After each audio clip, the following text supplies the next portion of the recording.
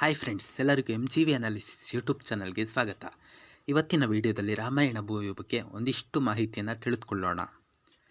ರಾಮಾಯಣ ಮುಂದಿನ ವರ್ಷ ರಿಲೀಸ್ ಆಗ್ತಿರೋ ಇಂಡಿಯನ್ ಫಿಲ್ಮ್ಗಳಲ್ಲಿ ಒಂದಾಗಿದ್ದು, ನಿತೇಶ್ ತಿವಾರಿ ಈ ಫಿಲ್ಮ್ನ ಡೈರೆಕ್ಟ್ ಮಾಡ್ತಿದ್ದಾರೆ.